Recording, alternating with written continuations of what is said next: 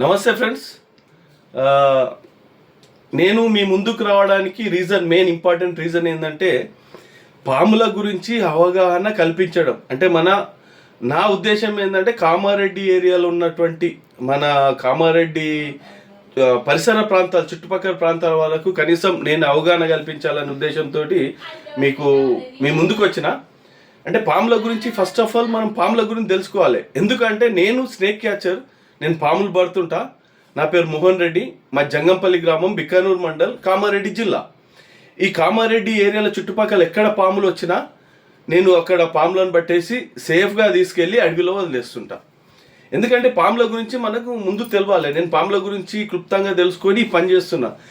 చాలామంది మీరు యూట్యూబ్లలో చూస్తుంటారు, పాములు తెలియకుండా పాములను పట్టుకొని పాము కాటుకు గురై చనిపోయిన వాళ్ళు చాలామంది ఉంటారు. రీసెంట్లీ హైదరాబాద్లో ఫామ్ హౌస్లో ఒక ముస్లిం అతను పామును పట్టుకొని, అంటే కామన్ క్రేట్ చెడుగును పట్టుకొని అది కాటేసి చనిపోయాడు. కాబట్టి మీరు కూడా ఎవరు కానీ పాముల గురించి తెలుసుకున్న తర్వాతనే ఫోన్ చేయాలి నాకు. కానీ మీరు పట్టుకొని దాన్ని ఏం చేస్తాం అనేది అట్లాంటివి చేయకుండా ఫస్ట్ విషపాములు ఏంటి, విషం లేని పాములు ఏంటి అది తెలుసుకోవాలి. ఫస్ట్ ఆఫ్ ఆల్ మన కామారెడ్డి ఏరియాలో ఎన్నో పాములను నేను పట్టిన. నాకు ఇన్స్టాగ్రామ్ ఉంది, మోహన్ రెడ్డి 15 అనేది ఇన్స్టాగ్రామ్ ఒకటి ఉంది, ప్లస్ యూట్యూబ్ ఛానల్ అది స్నేక్ క్యాచర్ మోహన్ రెడ్డి అని యూట్యూబ్ ఛానల్ అని. దాన్ని సబ్స్క్రైబ్ చేసుకొని నేను దాంట్లో పాముల గురించి చాలామందికి అవగాహన చేస్తుంటే, ఎక్కడ పట్టినా ఆ పాముల గురించి ఎక్స్ప్లెయిన్ చేసి ఆ పాములు తీసుకుపోయి అడవిలో వదిలేస్తుంటారు.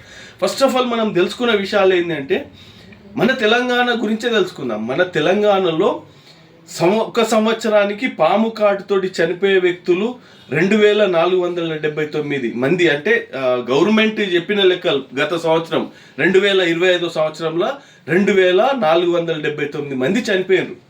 దీనికి వివిధ రకాల రీజన్స్ ఉన్నాయి. ఈ రీజన్లలో ఇంపార్టెంట్ అంటే వ్యవసాయదారులు బయలకాడికి పోయి చెప్పులు వేసుకోకుండా, కట్టెలు పట్టుకోకుండా పోయి కాటేసినప్పుడు దాన్ని అశ్రద్ధ చేసి చనిపోవడం ఒక రీజన్ అయితే, ఇంకో రీజన్ ఏంటంటే విషపాము గరిచినప్పుడు చెట్ల మందులు మంత్రాలని అట్లా పోయి చనిపోయే వాళ్ళు చాలామంది ఉన్నారు. కాబట్టి ఎప్పుడే కానీ మనం ఫస్ట్ ఏం తెలుసుకోవాలి, విషం ఉన్న పాములేంటి, విషం లేని పాములేంటి అది తెలుసుకోవాలి. మన తెలంగాణలో గవర్నమెంట్ చెప్పిన లెక్కల ప్రకారం 40 రకాల జాతులు ఉన్నాయి పాములు. కానీ మనకు నిత్యం కనబడేటి 15 నుంచి 18 రకాల జాతులు. ఈ 15 రకాలే అనుకుందాం కనబడేటి వ్యవసాయాలు చేసేటోళ్ళకి అందరికి. ఈ 15 రకాల పాములలో విషపాములు తెలంగాణలో 4 రకాలున్నాయి. కానీ మనకు ఎక్కువ కనబడేటి 3 రకాలు. ఈ 3 రకాలలో ఏం పాములు అంటే, ఫస్ట్ కోబ్రా, స్పెటికల్ కోబ్రా అంటారు, ఇండియన్ స్పెటికల్ కోబ్రా అంటే నాగుపాము. సెకండ్ వచ్చేసి రసల్ వైపర్ అంటే పెంజరా, రక్త పెంజరా అంటారు. తర్వాత వచ్చి కామన్ క్రేట్ అంటే చెడుగు, అంటే కట్లపాము, నల్ల చెడుగు అంటారు. తర్వాత వచ్చేసి సాస్కేల్ వైపర్ అంటే ఇది కూడా ఒక పెంజరకు సంబంధించిందే. కానీ మనం ముందు చెప్పిన రసల్ వైపర్ మీద పెంజర మీద మచ్చలు వేరుంటాయి, దీని మీద మచ్చలు వేరుంటాయి. ఇది మనకు ఇంతవరకు నేను ఎన్నో వందల పాములు పట్టిన విషపాములను, కానీ ఈ పాము సాస్కేల్ వైపర్ నాకైతే ఎక్కడ కనబడలేదు. మన తెలంగాణలో కూడా పట్టినట్టు ఎక్కడ లేదు. గవర్నమెంట్ చెప్పే ప్రకారం అది 4వ రకం అని. వేరే రాష్ట్రాల్లో ఉన్నాయి ఆ పాములు, అట్లేం లేదు. కాబట్టి మనము ముందు ఈ 3 పాముల గురించి జాగ్రత్త ఉండాలి. చాలామంది చెప్తారు పెద్దోళ్ళు, చెట్టిరిక పాముకు విషయం ఉంటుంది, తాడిజెరుకు విషయం ఉంటుంది, నీరుగట్టి ఏ పాముకు విషయం ఉంటుంది. 3 పాములు విషయం గల ఇవి మాత్రం జాగ్రత్త గుర్తుపట్టండి. ఫస్ట్ది కోబ్రా, స్పెటికల్ కోబ్రా అంటారు, ఇండియన్ కోబ్రా అంటే నాగుపాము. తర్వాత రసల్ వైపర్ పెంజర అంటే పెంజర మీద గుండ్రగా మచ్చలు ఉంటాయి, అది 5 ఫీట్ల కన్నా ఎక్కువ పెరగదు. తర్వాత వచ్చేసి కట్లపాము, కామన్ క్రేట్ అంటారు. కట్లపాము ఏమో డెడ్ బ్లాక్, నల్లగా ఉండి తెల్ల గీతలు ఉంటాయి. ఈ పాములు కరిచినప్పుడు డైరెక్ట్ మంత్రాలు, చెట్ల మందులు కాకుండా డైరెక్ట్ యాంటీవెనం అంటే హాస్పిటల్కి పోయి ఇంజెక్షన్ వేయించుకుంటే మనం సేఫ్ అవుతాం. మంత్రాల దగ్గరికి పోతే చావడం మాత్రం ఖాయం. దయచేసి చెప్తున్నా, ఈ పాముల గురించి తెలుసుకోండి. మీరు తెలుసుకొని మన చుట్టుపక్కల చాలా పాములు వస్తున్నాయి. కామారెడ్డిలో మన పోయిన సంవత్సరం ఫ్లడ్ వచ్చి చాలా పాములు ఇళ్ళలోకి వచ్చినాయి. కాబట్టి నేను చాలా పాములు దేవునిపల్లి, విద్యుత్ నగర్, ఇట్లా మస్తు పాములు, భవానీ నగర్ అట్లాంటి దగ్గర మస్తు పాములు పట్టుకపోయి అడవిలో వదిలేయడం జరిగింది. కాబట్టి మన భారతదేశంలో కూడా సంవత్సరానికి 50 నుంచి 58 వేల మంది పాము కాటు గురై చనిపోతున్నారు. మెయిన్ రీజన్ ఏంటంటే అది కరిచినప్పుడు అది ఏం పాము కరిచిందో తెలియకపోవడం ఒకటి, అశ్రద్ధ చేయడం ఒకటి, చెట్ల మందుల దగ్గరికి పోవడం ఒకటి, ఇంకోటి ఏంటంటే కరిచినప్పుడు హాస్పిటల్ అందుబాటు లేకపోవడం ఒకటి. సామాన్యంగా కరిచినప్పుడు ఏమవుతుంది అంటే మనకు విషపాము కరిచిందని తెలియగానే, ఈ మూడుట్లలో ఏ పాము కరిచింది తెలియగానే దాన్ని కడిగేయాలి ఫస్ట్.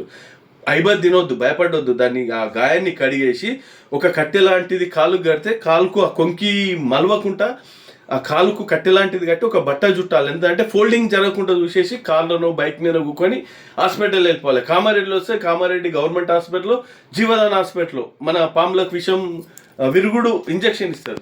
లేకపోతే ఎల్లారెడ్డిపేట హాస్పిటల్లో కూడా విషయం మనకు అందుబాటులో ఉంది. ఎక్కడ పోయినా మనం అర్ధగంట లోపల పోయే సిచ్యువేషన్ ఉంటుంది. కాబట్టి మనం ముందు జాగ్రత్తగా గవర్నమెంట్ హాస్పిటల్ కానీ హాస్పిటల్కి ఇంజెక్షన్ వేయించుకోవాలి. ఇంకో విషయం ఏంటంటే ఈ యొక్క పాముల జాతులలో మనకి ఇంకా వివిధ రకాల పాములు. తాడిజేరు ఉంటుంది, అది రైతు మిత్ర అంటారు, అది ఎలుకలను బాగా ఇది చేస్తుంది, చాలా పొడుగు ఉంటుంది, చాలా ఫాస్ట్గా ఉంటుంది, చాలా కొద్ది మందికే తెలుస్తుంది. ఇంకోటి చెట్టిరిక పాము, నాగులవాసము, నీరుగట్టె, శాండ్ బో అంటారు, మట్టిలో ఉండే పాము, మన్ను తినే పాము అంటారు. ఇన్ని రకరకాల పాములు, ఏ పాముకు విషయం ఉండదు. ఈ 3 పాములకు తప్పించి ఏ పాము కరిచినా భయపడవలసిన అవసరం లేదు. ఈ 3 పాములు కరిస్తేనే హాస్పిటల్కి ఇంజెక్షన్ వేయించుకోవాలి. ఫస్ట్ మనకు పాముల గురించి తెలియాలి. మన ఇళ్ళకి పాములు వచ్చిన తర్వాత అది విషపామా ఏంది ఏం కథ తెలుసుకొని నాకు ఫోన్ చేయండి. నా నెంబర్ వచ్చేసి 8897968418. మళ్ళొకసారి నా నెంబర్ చెప్తున్నా, 8897968418. నా నెంబర్ ఫోన్ చేస్తే నేను వచ్చి పామును పట్టుకొని అడవిలో వదిలేయడానికి అవకాశం ఉంటుంది. మీరు ఏంటంటే నా నెంబర్ ఫోన్ చేసే ముందు ఆ పామును మీ దగ్గర ఎక్కడుందో దాన్ని చూస్తూ ఉండి ఫోన్ చేయండి. అది వచ్చింది, ఇంట్లోకి వెళ్ళిపోయింది, అది ఎక్కడో పోతుంది, నేను వచ్చిన తర్వాత లేదు కదా. కామారెడ్డిలో చాలా ఫోన్లు ఇట్లనే వచ్చినాయి. వచ్చిన తర్వాత అది ఇండ్లన్నీ చదివిన తర్వాత కూడా దొరకలేకపోయింది. అది ఇల్లు అంటే పెంకుటిల్లు అయితే వెళ్ళిపోతుంది, లేకపోతే పొక్కలు ఉంటే పొక్కలకి వెళ్ళిపోతుంది, దొరకదు. చాలామంది ఫ్లూట్ వీక్ పాడితే వస్తుంది అంటారు. అవన్నీ అపోహలు.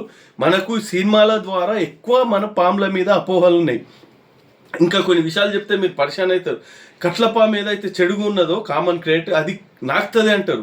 సామాన్యంగా ఈ చెడుగు నాకదు, నాలుక మీద ఏ పాము విషయం ఉండదు, అది కూడా కాటేస్తుంది. ఈ మిగతా పాములు కాటేస్తే రక్తం వస్తుంది, ఈ చెడుగు కాటేస్తే రక్తం రాదు బాడీల నుంచి. అది సైలెంట్ కిల్లర్ అంటారు. కాబట్టి అది కాటేసింది తెలియదు కాబట్టి నాకింది అనుకుంటారు. అది కూడా డేంజరే కాబట్టి జాగ్రత్త ఉండాలి. ఈ పాము మీకు కనబడినప్పుడు మీ ఇళ్ళకి వచ్చినా, మీ కంపౌండ్ లోపలికి వచ్చినా దాన్ని చూస్తూ ఉండి నాకు ఫోన్ చేయండి. ఈ విషపాము 3 ఏదైతే కోబ్రా, నాగుపాము, పెంజరా, ఈ కామన్ క్రేట్, నల్ల జడుగు, ఇవి కనబడితే దాన్ని చూస్తుండి ఫోన్ చేయండి, నేను వచ్చి పట్టుకపోతా. చూడకుండా నీరుగట్టెలను కూడా చూసి ఫోన్ చేసి మీకు తెలియక ఫోన్ చేస్తే నాకు కూడా ఇబ్బంది అయితే అంత దూరం వచ్చి నీరుగట్టెలను పట్టుకపోవడానికి. నీరుగట్టెలకు విషయం ఉండదు, అవి నిలగొడితే కూడా పోతాయి.